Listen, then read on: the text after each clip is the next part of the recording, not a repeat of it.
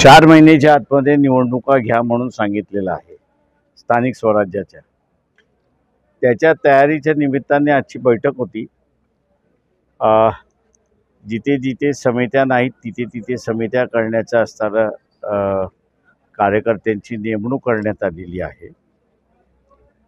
त्याच्यानंतर असणारा नेमणूक झाल्यानंतर मग असणारा शिबिर घेतल्या जाईल आणि शिबिरानंतर मग असणारा उमेदवार त्या ठिकाणचे असणारे फायनल करण्याची प्रक्रिया ही सुरुवात होईल। महाराष्ट्रामध्ये विरोधी पक्ष राहिलेलाच नाही, सगळेच सत्ताधारी पक्ष झालेले आहेत। एकमेकांशी साटलोटा त्यांचा आहे।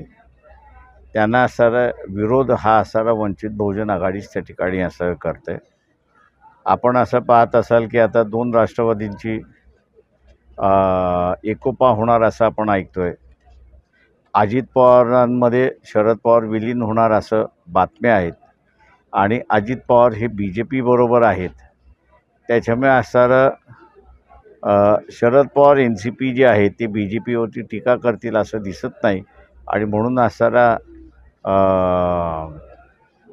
आत्ता झालेल्या पाकिस्तान बरोबरच्या अघोषित युद्धामध्ये सुद्धा मोदीने फार चांगली कामगिरी केली असं सर्टिफिकेट त्या ठिकाणी देण्यात आलेलं आहे।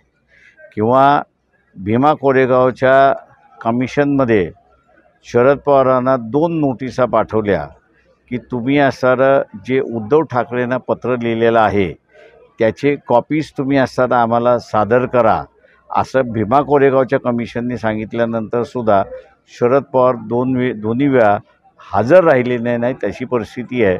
त्याच्यामुळे शरद पवार हे आता BJP में होतात आहेत अशी परिस्थिती मला दिसते। लेटेस्ट अपडेट्स और ताजा तरीन खबरों के लिए TV1 इंडिया लाइव को सब्सक्राइब कीजिए और नोटिफिकेशन पाने के लिए बेल आइकॉन को दबाना मत भूलिए।